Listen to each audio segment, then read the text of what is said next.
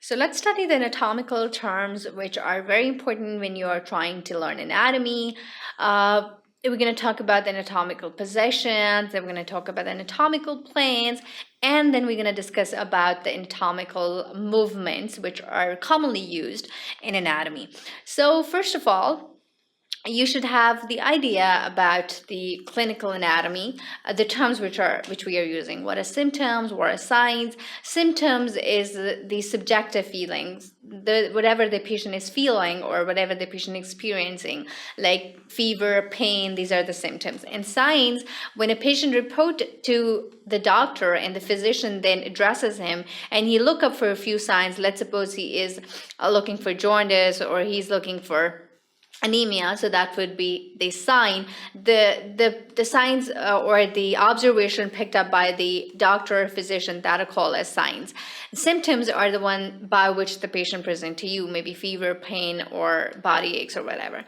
Then diagnosis. What do you mean by diagnosis? On the basis of signs and symptoms and on the basis of your clinical examination, you make a particular diagnosis. You make a probable decision that the patient is suffering from this particular disease or this abnormality within that system. That is called as diagnosis. Then prognosis. Prognosis means, let's suppose a patient is having a serious disease. Let's suppose he has carcinoma of the breast. And now you're going to look if the patient is going to survive, he's going to make it, or he is not going to make it, or the survival rate of the patient or the disease, the outcome of the disease is actually the prognosis.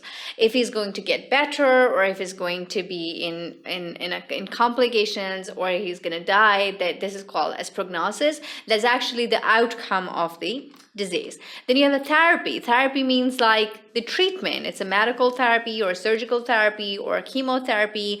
So therapy means the treatment wherever you are offering your patient in that particular disease, like physical therapy, medical therapy, surgical therapy, or chemotherapy, radiotherapy, depending upon the mode of the treatment you're using that for that particular patient. Then you have a term which we commonly use in anatomy that is called inflammation. And all the inflammatory processes, that means that there is some kind of abnormality going on within that body, or some kind of infection or some kind of immune response. Maybe the trigger can be viral, fungal, bacterial, whatever it was.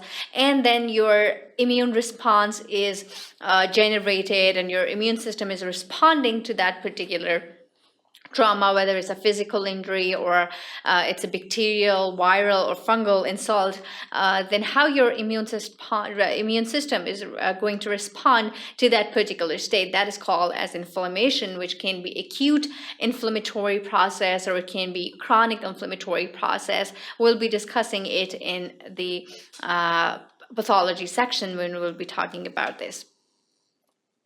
Now, there are other important terms which we use in clinical anatomy, which are called as suffixes.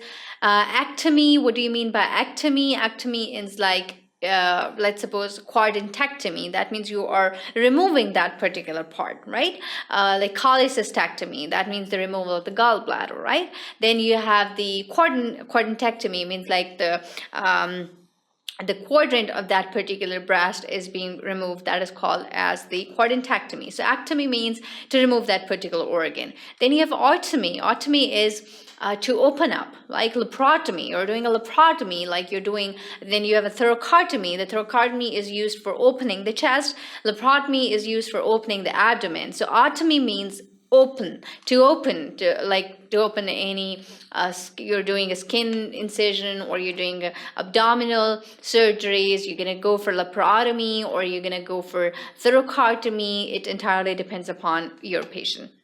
Now, ostomy is like to bring that particular organ which was inside in the body to the exterior. That is called as ostomy, like colostomy, ileostomy. If you're bringing ileum to the exterior, that is called as ileostomy in a particular stoma bag. When you're bringing colon to the exterior on the skin, making the opening and a stoma, that is called as colostomy. So ectomy means to cut.